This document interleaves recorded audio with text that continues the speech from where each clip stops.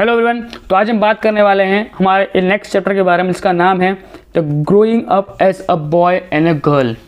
Chapter number 4 civics class 7th। Okay, इसके अंदर क्या डिफरेंशिएट दिया हुआ है? डिफरेंशिएट ये दिया हुआ है कि किसी भी आप धर्म के हो, चाहे आप लड़के हो लड़की हो, चाहे आप लड़के हो या लड़की हो, आपके समाज के अंदर आपका डिस्क्रिमिनेशन, आपकी कास्ट के अंदर आपका डिस्क्रिमिनेशन, आप जिस जगह रहते हो वहाँ पे आपका डिस्क्रिमिनेशन, किसी भी तरीके से आपके अंदर भेदभाव नहीं किया जाना चाहिए। बट होता ये है कि बचपन से सिखाया जाता है, बचपन से समझाया जाता है, क्योंकि एक चीज़ हमने ना वो समझ ली होती है। किस तरीके से, अगर कोई लड़का है, उसको बोला जाए वो 5 साल का है, उसका बर्थडे सेलिब्रेशन हो रहा है और आपको बुलाया जाए, तो आप डेफिनेटली ऐसा कुछ लेके आओगे उसके लिए कि जो बच्चों के खेलने की चीज़ होगी और वो बॉयज़ के खेलने की चीज़ होगी। मोस्ट ऑफ क्या लेके आओगे आप कार, बाइक, गन, ऐसी कोई चीज़ लेके आओगे जो रिप्रेजेंटेटिव करती है कि हाँ ये बच्चे के, एक बॉय के खेलने की चीज़ें हैं। उसी के सामने किसी लड़की का बर्थडे हो तो अब उसको क्या दोगे? आप उसको किचन की सामग्री दे दोगे, छोटे बच्चों वाली खेलने वाली, उसको बेबी डॉल दे दोगे खेलने वाली, राइट? तो ये चीज़ें आप डिफ्रेंशिएट कर रहे हो, उसको बचपन से समझा रहे हो कि देख बेटा तेरे को ये करने का है, देख बेटा तेरे को ये करने का है। तो ये जो कर रहे हो ना, ये कहीं ना कहीं हम लोग उनको बचपन से समझा रहे हैं कि भाई तुम ये करने वाले, तुम ये करने वाले।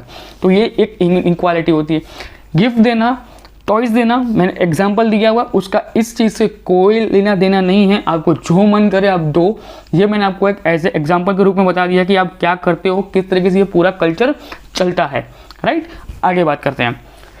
ओके, जहाँ तक हमको पता है कि हर एक कॉन्स्टिट्यूशन, डेमोक्रेसी, जिसके बारे में लास्ट 2 चैप्टर से हमने पढ़ा, सब जगह आपको ये चीज़ समझाई जाती है कि भाई कुछ भी करके आपको एक चीज़ के बारे में फोकस करना है। वो फोकस क्या है कि in any situation the man and women has been treat as a equal citizen of the India.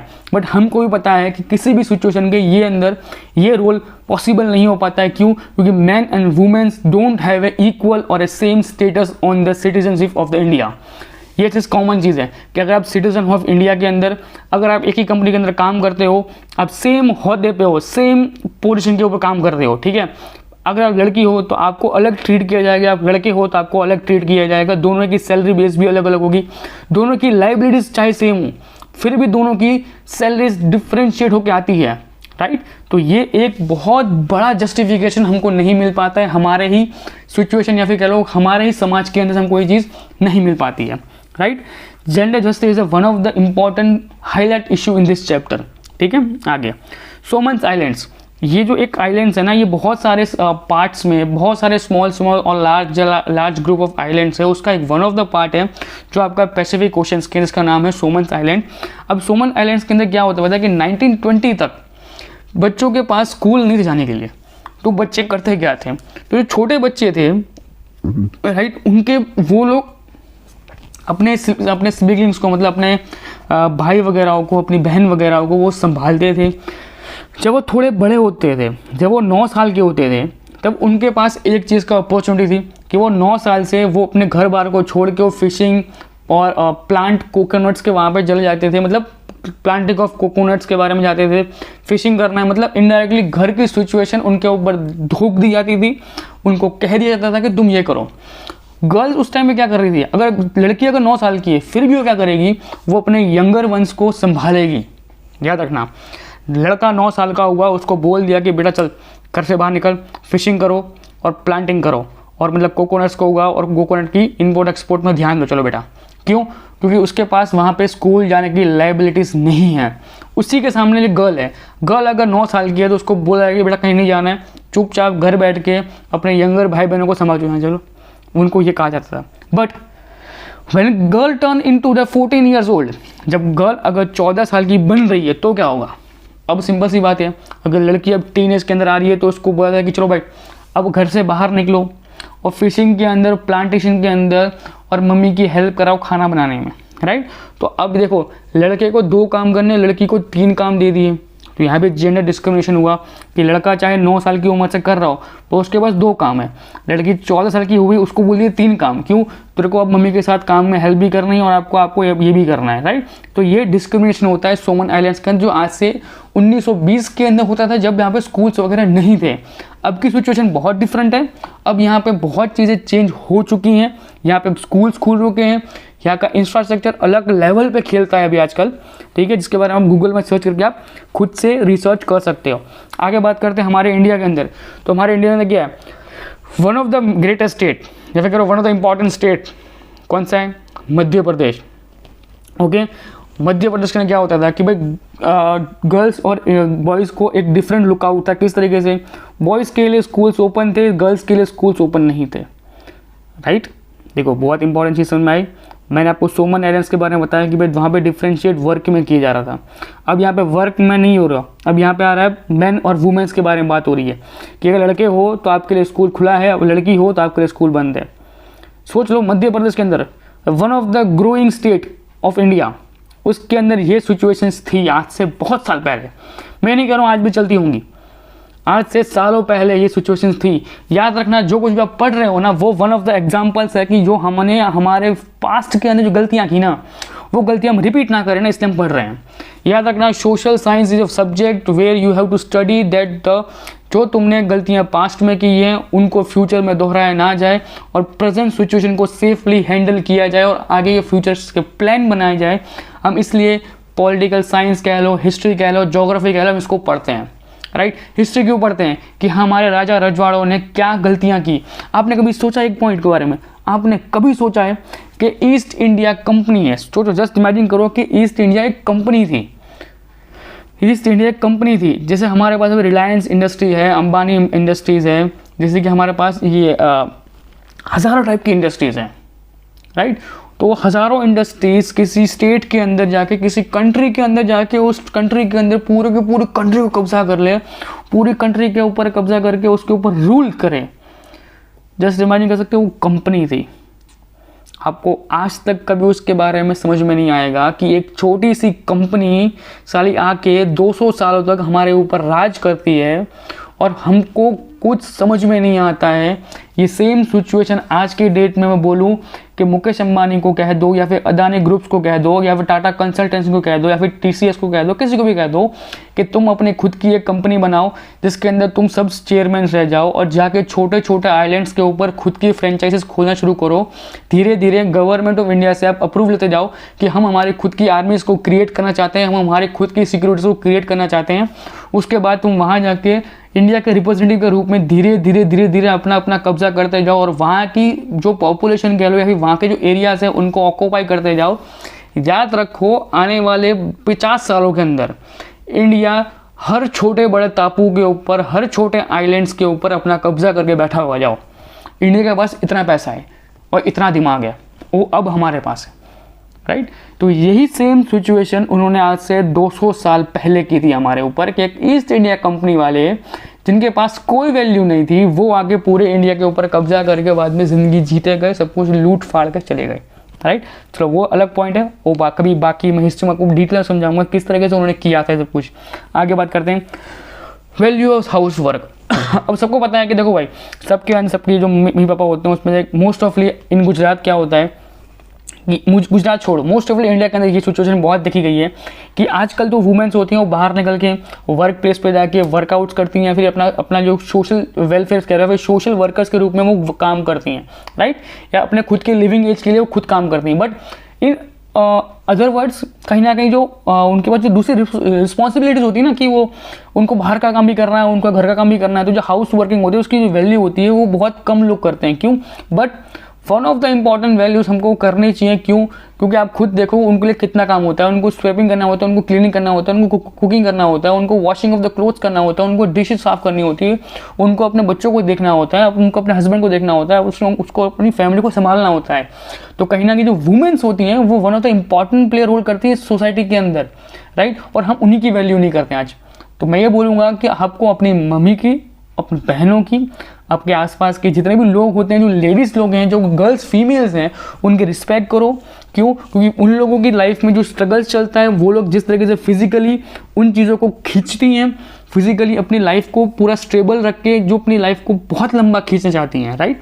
तो उसकी जो सिचुएशन होती है वो बहुत डिफरेंशिएट होती है जेंट्स की कंपैरिजन में। मैंने वो कैसे बताया कि आप सेम जगह काम करते हो बट दोनों की पोस्ट सेम है, दोनों का डेडिकेशन सेम है, दोनों एक लेवल पे काम कर रहे हैं, दोनों के फिर भी सैलरी अलग होगी और दोनों की लाइबिलिटीज़ अलग होगी, दोनों के वर्क प्रेशर अलग अलग होंगे। क्यों?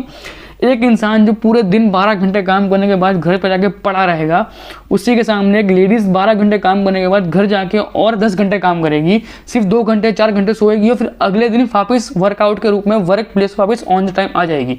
और वहाँ पे वो लड़का 12 घंटे के काम करने के बावजूद फ्री होने के बाद भी वहाँ पे 10 मिनट या 1 घंटा लेट आएगा कन्फर्म। क्यों?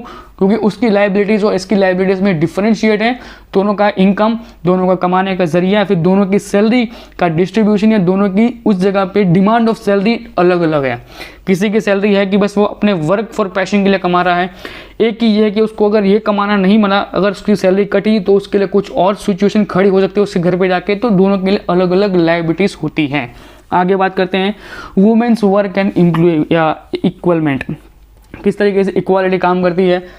अब हम सबको पता है किस तरीके से बताता है, मैंने को पूरा बता दिया आपको कि कहाँ कहाँ इक्वालिटीज़ नहीं है, क्यों यहाँ पे डिस्क्रिमिनेशन होता है, किस तरीके से होता है। अब इनको करने के लिए गवर्नमेंट ने क्या किया, आंगनवाड़ी के बारे में child home care centres open कर दिए, वुमेन्स सेफ्टी के लिए बहुत सारे स्टेटस खड़े कर दिए हैं जो वुमेन्स की सेफ्टी के लिए काम करते हैं, वुमेन्स को हेल्प करते हैं अपने एम्प्लॉयमेंट्स को ढूंढने में, वुमेन्स के लिए कहीं पर कोई अत्याचार ना हो जाए, कोई ऐसी चीज़ें ना घटना घट जाए जिसके कारण पर्टिकुलर उस स्टेट के, उस राज्य के, उस डिस्ट्रिक्ट के किसी भी चीज़ को नीचे देखना पड़े, तो उसके लिए अलग अलग रूल्स बना रखे हैं। जिस तरीके से गवर्नमेंट्स ने ये रूल बना रखा है कि लेडीज़ को कभी भी नाइट शिफ्ट में काम ना दिया जाए, या नाइट शिफ्ट में काम दे रहे हो तो ऐसा काम दो कि जो उनको उस टाइम पे पर्टिकुलर जगह पे वो कम्युनिकेट कर सके लोकल पुलिस स्टेशन से ईजीली, राइट। अगर कोई लड़की को ऐसे कहते हैं कि होटल में से जॉब दे दी है, राइट, और उसको बोला कि तेरे को रात को 10 बजे आना है और सुबह 6 बजे जाना है। अब रात का टाइम वुमेन्स के लिए ये टाइम स्लॉट पीरियड बहुत डिफिकल्ट है। मैं मानता हूँ आज की डेट में वुमेन एम्पावरमेंट इस हद तक चलता है कि लड़कियाँ उस चीज़ को कर सकती हैं, बट भगवान ना करें और कुछ दुर्घटना वहाँ घट जाती है, तब उस जगह पे बहुत चीज़ों को आप सर्कमस्टेंसली चेंज नहीं कर सकते। उस टाइम पे आप लोग ये बोलोगे कि कंपनी ने तो ये कर दिया, भाई कंपनी ने बोला कि आपको काम करना है, इस लड़की यहाँ पे काम कर रही है, बट गवर्नमेंट्स के रूल ये कहते हैं कि जितना हो सके लड़की को दिन में काम दो, जितना हो सके उनकी सेफ्टी के लिए। ये नहीं कि वहाँ पर उनके सामने कोई डिस्क्रिमिनेशन किया जाए, ये उनकी सेफ्टी के लिए है कि आपको दिन में काम दिया जाए, और दिन के बाद जैसी रात हो रही है अगर वो टिपिकल डेंजर एरिया है तो भाई सोसाइटी भी ये कहती है कि कुछ भी करके लेडीज़ को उस टाइम के बाद घर से ना निकलने दिया जाए, या फिर वो कह लो कि कुछ ऐसे एरियाज़ हैं इंडिया के अंदर, मैं नहीं कह रहा हूँ सब एरियाज़ हैं, कुछ ऐसे एरियाज़ हैं, विलेजेस हैं जो बहुत ही एक कह रहा हूँ कि बहुत ही रूढ़िचुस्त ऐसे लोग हैं जिनके साथ तुम उनके गांव में जाओ, उस गांव में परिंदा तक पर नहीं मानता रात को 8 बजे के बाद। वहाँ पे अगर कोई लड़की उनको दिख जाए तो हम आज भी देखते हैं कि वहाँ उनके साथ बहुत गंदी चीज़ें और बहुत ही बेरहमी से की जाती हैं, और ये बहुत बड़ी बात होती है। इसलिए गवर्नमेंट ने ये रूल्स क्रिएट किए थे बहुत सालों पहले, और आज भी उसका इम्प्लीमेंट बहुत कम लोग कर पाते हैं, बट इनका करना चाहिए कि अगर लड़की हो कोई डिस्क्रिमिनेशन नहीं है। एक सेफ्टी के रूप में कह रहा हूँ, एक फैमिली के एक मेंबर के रूप में कह रहा हूँ कि भाई अगर आप वुमेन हो, आप काम करना चाहते हो, डे शिफ्ट में काम करो, नाइट शिफ्ट को अवॉइड करो, अगर आपको अपनी फैमिली से बहुत ज़्यादा मोहब्बत है तो। क्लियर? क्यों? मैं नहीं कह रहा हूँ कि लड़कियाँ हमारे लेवल तक काम नहीं कर सकती, मैं बोलता हूँ लड़कियाँ हमसे भी अच्छा काम करती हैं, हमसे 100 गुना अच्छा काम करती हैं, लड़कों से बहुत आगे लड़कियाँ हैं। बट कुछ चीज़ें ऐसी होती हैं तब हमको ये ऑप्शंस मिलते हैं, जब हमको ये बात सुनने को मिलती है कि एक लड़की किसी गांव के अंदर से अपने शहरों में आती है, उस शहर के अंदर नाइट शिफ्ट काम कर रही थी, 2 मिनट से काम कर रही थी, और सिर्फ एक इंसिडेंस ने उस बच्ची की या फिर उस लड़की की लाइफ पूरी ख़राब कर दी, राइट। तब वो जो टिपिकल सिचुएशन होती है ना कि जब उसके फैमिली मेम्बर्स आते हैं, गांव से आते हैं उस बेटी की लाश लेने के लिए, तब साला वो लगता है कि ये सिचुएशन बहुत गंदी थी यार, कि एक लड़की ने अपने गांव को छोड़ के 2 महीने तक अपनी फैमिली को संवारने के लिए, अपनी फैमिली की फाइनेंशियल कंडीशन को ठीक करने के लिए वो ओवर शिफ्टिंग का काम कर रही थी, वो डबल शिफ्ट में काम कर रही थी। बट कुछ सिचुएशन ऐसी होती है जिसके कारण वो सारे सपने उसके टूट जाते हैं, राइट। तो बहुत डिफिकल्ट सिचुएशन होती हैं, और एक ऑफ़र है, या फिर ऑफ़र का एक एडवाइस है कि भाई जितनी लड़कियाँ भी इस वीडियो को देख रही हैं वो प्लीज़ अगर इन फ्यूचर काम करो तो वर्क ऐसा करना जिसमें आपको सेफ्टी मिले, जहाँ पे आप अपने आसपास के पुलिस थाने से कांटेक्ट रखो। अगर आप नाइट शिफ्ट में काम कर रहे हो तो आसपास के पुलिस स्टेशन के किसी भी एक नंबर को इतना स्पीड डायल में रखो कि आपको लगे कि यहाँ सिचुएशन इमरजेंसी में हो, फटाफट डायल करो, फटाफट पुलिस को लोकेशन भेजो और फटाफट अपने ऊपर इंक्वायरी होने से पहले बचाओ। कुछ इंक्वायरी मतलब आपके ऊपर जो कुछ भी होने वाला है उसके पहले आप खुद सेफ हो जाओ। ओके, ये एक एडवाइस थी, इसको ध्यान में रखना अगर आप गर्ल्स हो तो। आगे बॉयज़ के लिए कुछ नहीं है, बॉयज़ आप मौज करो जाओ, ठीक है। आगे बात करते हैं। मैंने बता दिया boys are given to be like, उनको ऐसे ट्रीट किया जाता है। टीम वर्क होती है, हाउस वर्किंग हो आप टर्म बात कर सकते हो, इक्वालिटी आप इन प्रिंसिपल्स, ये सब कुछ मैंने आपको बता दिया इनडायरेक्टली। अब बाकी जितना कुछ भी है मैंने आपको ऑलरेडी बहुत बड़ी डिटेल में बता चुका हूँ आपको कि क्या क्या इंपॉर्टेंस है। बाकी आप इसको रीड आउट कर सकते हो। जो इंपॉर्टेंट पॉइंट्स थे मैंने आपको नोटिसेबल के रूप में आपको समझा दिए कि ये पॉइंट आपके बहुत ज़्यादा इंपॉर्टेंस थे। अदरवाइज इस चैप्टर के अंदर इतना कुछ खास नहीं है। आपको खाली इतना याद रखना है कि भाई आपको किसी भी जगह पे जाके आपको डिस्क्रिमिनेशन नहीं करना है। आपको वुमेन हो, मैन हो, अब ये लड़का हो चाहे लड़की हो, चाहे बॉय हो चाहे गर्ल हो, सबके सामने आपको इक्वल बिहेवियर करना है। किसी का आपको रॉन्ग बिहेवियर आपको एक्सेप्ट नहीं करना है। आपको लगता है कि जहाँ पे आपको स्टैंड आउट होकर आपका आवाज़ उठानी है वहाँ पे आवाज़ उठानी है, ठीक है। आज के चैप्टर में इतना ही, मिलता है नेक्स्ट लेक्चर में। तब तक वीडियो को लाइक कीजिए, चैनल को सब्सक्राइब कीजिए। मिलता है नेक्स्ट लेक्चर में, बाय बाय, टेक केयर।